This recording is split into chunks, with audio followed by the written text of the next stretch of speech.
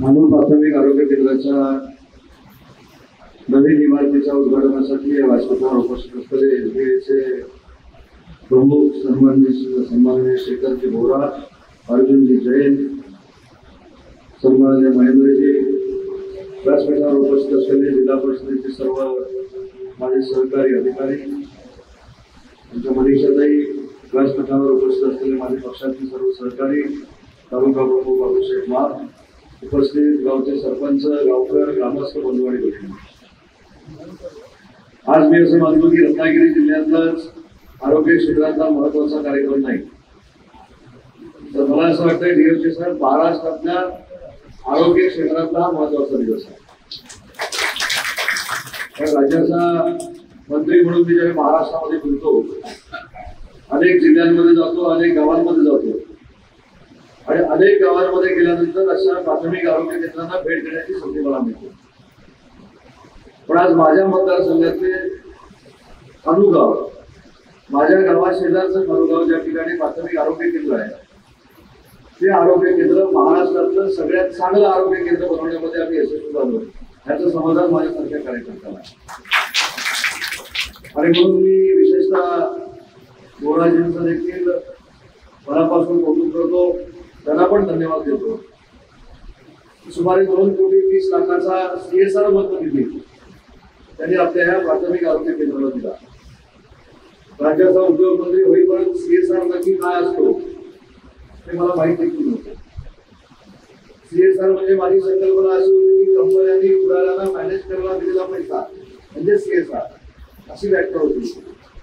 पण state bank of इंडियानं दाखवून दिलं की आरोग्य क्षेत्रामध्ये देखील CSR मधलं क्रांतिकारी काम होऊ शकतं. हे मला आणि माझ्या सहकार्यांना जर कुठे बघता आलं तर ते खालून BSCच्या निमित्तानं बघता आलं आणि म्हणून परिषदेत तुम्हाला देखील मनापासून धन्यवाद देतो. आणि विशेषतः हे सगळं करत असताना आम्ही वाचन करतो, आम्ही त्याची उद्घाटन करतो, पण त्याच्या मागं कोण असते कोणाला माहित नाही.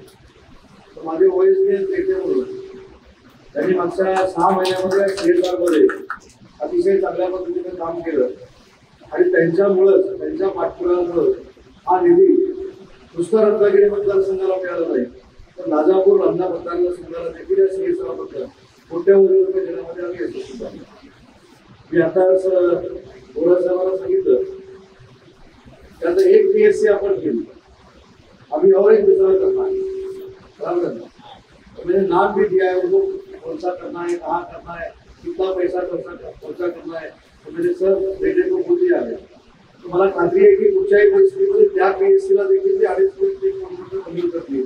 आणि अशा पद्धतीची महाराष्ट्रातील दुसरी PSC ही रत्नागिरी मतदारसंघामध्येच तयार होईल अशी घोषणा. पण मला सरपंचाला देखील एक विनंती करायची, आता हे सगळं आपण ध्यानपान करून दिलेलं आहे, बरोबर ना? हे टिकवण्याची जबाबदारी आपली, तिथल्या सगळ्या कर्मचाऱ्यांची आहे. मी तर असं सांगितलं की आशा वर्कर असतील, अंगणवाडी सेविका असतील, यांची देखील विश्रांती गृह आहे, ही देखील वातानुकूलित असली पाहिजे, देशी असली पाहिजे. त्याला देखील सक्षमपणानं काम करताना त्यांच्या देखील आरोग्याची काळजी आम्ही घेतली पाहिजे. आशा वर्कर असतील, अंगणवाडी सेविका असतील, मदतनीस असतील, हा असा एक सामाजिक स्तरावर काम करणारा घटक आहे की करोना आला तरी त्याच एखादी शासनाची नवीन योजना परीक्षेत यादव आली तरी त्यांनाच आपण वेगळं करतो. पोषण आहार जरी कमी पडला तरी त्यांच्यावरच आपण कारवाई करतो. कोणाला इंजेक्शन द्यायचं असेल तरी त्यांनाच जबाबदार करतो. कुपोषित बालकं किती आहेत हे देखील त्यांनी शोधायचे. कोरोनाचे आजारी किती होते ते देखील स्वतःच्या तोंडाला मास्क लावून त्यांनी शोधायचं आणि आम्ही घरात बसून एसी बसायचो. त्याच्यामुळे हा घटक जो आहे, आशाताई असतील, मदतनीस असतील, अंगणवाडी असतील, त्याला देखील चांगल्या सुविधा मिळायला पाहिजेत असं समजणारे कार्यकर्ता आहेत.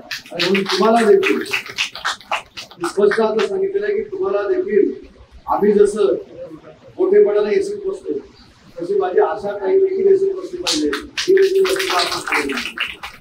आपण काय करतो, आपल्याला अधिकार असल्यामुळं आपण आपल्यापेक्षा जो कमकुवत घटक आहे त्याच्यावर मस्ती करण्याचा प्रयत्न करतो, त्याच्यावर दादागिरी करण्याचा प्रयत्न करतो. आमच्या कोकणामध्ये आटल्याच्या एक म्हण आहे, देखील कोकणातल्या आणि ह्याच गावच्या, बरोबर, त्यांचा उल्लेख नंतर करणार आहे. आपले ह्याच गावचे आहेत, तुम्हाला माहिती आहे का? आटल्याची जन्मभूमी आटल्याची हीच आहे. आटल्याने एक चांगलं केलं की पहिली PSC आपली सुद्धा घ्या. असा निर्णय घेऊन आठवले साहेबांनी अतिशय चांगल्या पद्धतीचं काम आहे. तर आपल्याकडे एक म्हण आहे आठवले साहेब, सीओ कोणावर दादागिरी करतो, कधी त्याच्या जोडीच्या माणसावर दादागिरी करतो. आमदार कोणावर दादागिरी करतो, कधी त्याच्या जोडीच्या माणसावर दादागिरी करतो. तो आपल्यापेक्षा कमकुवत असलेला जो अधिकारी आहे त्याच्यावर दादागिरी करण्याचा प्रयत्न करतो. आणि आपल्याकडे एक जी म्हण आहे, आपण नागावर काठी मारत नाही, आपण आज्ञावर काठी मारतो. कारण आपल्याला माहिती आहे आज्ञावर काठी मारल्यानंतर ते फक्त फुगणार नाही, चावणार नाही. तर नागावर जर काठी मारली तर नाग जाऊच करू शकतो. पण अधिकाऱ्यांची प्रवृत्ती आणि लोकप्रतिनिधींची प्रवृत्ती ही अशा पद्धतीनं बनत असताना आपण देखील आपल्या खालच्या स्तरावर काम करणाऱ्या अधिकाऱ्यांना सांभाळून घेतलं पाहिजे. ही भूमिका प्रशासनामध्ये असली पाहिजे आणि तो देखील आदर्श आपण निर्माण केला. म्हणजे काय मी तर एका सगळ्यांच्या एकत्रित करायचं, पण हे करून आपलं भलं आहे का? त्याच्यामुळे चांगले काम करणारे लोक चांगल्या PSC ला असल्या पाहिजे. अंगणवाडी सेविकांचा मी उल्लेख केला, त्यांनी देखील चांगल्या पद्धतीनं समाज उपयोगी काम केलं पाहिजे, आशाताईंनी काम केलं पाहिजे. आणि तुमच्या सगळ्यांसाठीच ही अतिशय वेगळी इमारत महाराष्ट्रामध्ये पहिल्यांदा जर कुठं होत असेल मॉडेलियर मोठी सकट, तर ही रत्नागिरी तालुक्याच्या खानू गावामध्ये होतोय. त्याला सांभाळणं देखील आपण म्हणून मी सरपंचाला सांगितलं, सरपंच म्हणजे एकटेच आहेत ना, सगळ्या ग्रामस्थांना मला विनंती करायची की अतिशय चांगल्या पद्धतीची PSC ज्यावेळी आपण गावामध्ये निर्माण करतो तर ती वर्षानुवर्ष तशीच्या तशी टिकवणं ही आपल्या सगळ्यांची जबाबदारी. तिथं आल्यानंतर एवढी आता PSC सुंदर झालेली आहे. बाजूची ग्रामपंचायतीच्या इमारतीला कुठं प्लास्टर करायचंय, काय करायचंय, त्याला पण किती पैसे लागणार ते मला सांगा, ते पण मी मंजूर करतो.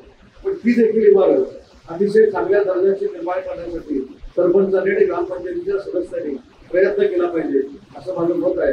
तिथे अरुण आटले साहेब बसलेले आहेत, इकडे DHO आटले बसले, समोर अरुण आटले बसले. अरुण आटल्यांची खासियत करायची तुम्हाला कोणाला माहित नाही. आज आपण भारत पाकिस्तानच्या लढ्यासंदर्भात फार मोठ्या ताकदीनं बोलतोय, सैनिकांचे आपण आभार मानतोय. पण एक काळ असा होता की आमचे अरुण आटले सैन्यामध्ये होते आणि आपल्या सगळ्यांसाठी सैन्यावर लढत होते. आणि म्हणून त्यांना मानवंदना देणं म्हणजे भारत सरकारच्या सगळ्या सैनिकांना मानवंदना देणं असा माझा समज असल्यामुळं DHO साहेब मी आपल्याला विनंती करतो की माझं भाषण करण्यानंतर आपण प्रातिनिधिक भारताच्या सगळ्या सैन्याचा सत्कार म्हणून अरुण आटलेंचा सत्कार या ठिकाणी करावा एवढीच या जिल्ह्याचा पालकमंत्री म्हणून आपल्याला विनंती करतो. आज अधिकाऱ्यांनी देखील अतिशय चांगलं काम करण्याचा निर्णय घेतलाय, तर संकल्प घेतलेला आहे, तो कुठेही खंडित होऊ नये ही देखील अपेक्षा व्यक्त करतो. आणि या इमारती चांगलं राहण्यासाठी ग्रामपंचायतीच्या सदस्यांपासून ग्रामपंचायतीच्या ग्रामस्थांपासून अधिकाऱ्यांपर्यंत सगळ्यांनीच मेहनत करावी एवढी विनंती करतो आणि माझं मनोगत संपवतो. जय हिंद, जय महाराष्ट्र.